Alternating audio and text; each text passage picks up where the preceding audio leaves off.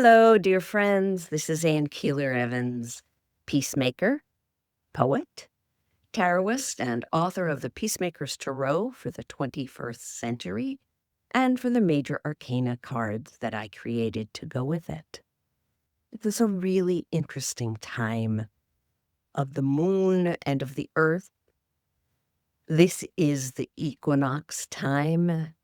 I talked in one of my daily musings about the equinox being just like a ballerina who is poised on that one foot, able to move in any direction from there. And she gets drawn back to the summer, but we know we are moving. This is fall. I mean, really, technically, it is the middle of fall in the same way that any of the other big celebrations are the middle of that celebration. But we are leaning into deep fall and then toward winter. The nights are getting colder. If you're a fan of sleeping in cool rooms, it's pretty wonderful. Gotta say, I love it. So the equinox is important, but we're also reading at this dark of the moon, and the cards were fascinating. We're moving from the corn harvest to really the harvest moon. This is the moon that is the closest to the equinox. And the cards were just fascinating as they came along. You may or may not remember, I go over this every time to help us pull this in, but the first night of the dark of the moon is the last night of the preceding moon. And as we said goodnight to the corn harvest moon, we asked the question, what is it that we are to release to the world on that night? And the card that we drew was wisdom. Our wisdom. We are to share our wisdom with the world. If there has ever been a time in this world when we are to share our information about what is deep and truly valuable and meaningful and what is peace in this world, now is that time. We are called to gather, we are called to rise up and spread our wisdom. Achieving wisdom brings us to the place where we allow ourselves to once again succumb to innocence and curiosity. But a wise person never stops seeking or sharing. It is time for us to release our wisdom. The world is in desperate need, not just the United States, but the entire world is struggling with many of the same things that we're struggling with over here. And so what we know to be true and how we know those things together in one another's company is really important to offer the world. And so I invite us to join hands, to rise up, to let our spirits open. The next night is the night of innocence. And on that night, we're to ruminate. And this is the deepest dark of the moon. And I always think of it as floating in a hot tub under stars.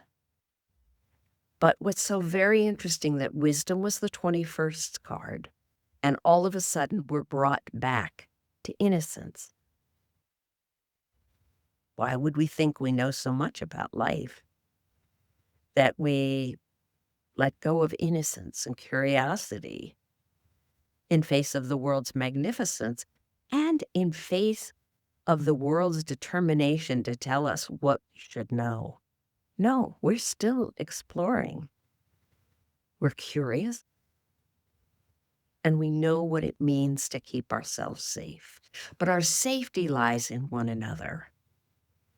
Our safety lies in growing communities that we can trust while we explore and experience and bring forth. And what is it you want the world to know? What do you need to know more about? This is the time This is it. We can do this. And then the third day is the end of the dark of the moon, but it's the beginning of the next moon, which, as I said, will be the harvest moon. Trust. Number 12. Trusting us to know ourselves and our strengths and our foibles, to build reliance in who we are, in what we believe and what we value, and in building communities with those people who have similar values, who know themselves. It's so important that at this point, as we're rising up against a fair amount of tyranny, that we really do know who we are, that we know how to handle ourselves. And the Mobius on this one is self-expression. And how do we express our innermost workings? How do we explain people where we come from and why we're doing this? And then what is it that we yearn for beyond what we have now? What can we build together? We can build so much. I know sometimes I feel like people think, what kind of Pollyanna is this woman? But I believe in us. I know who we are and who we can be when we're working together. And it's tremendous.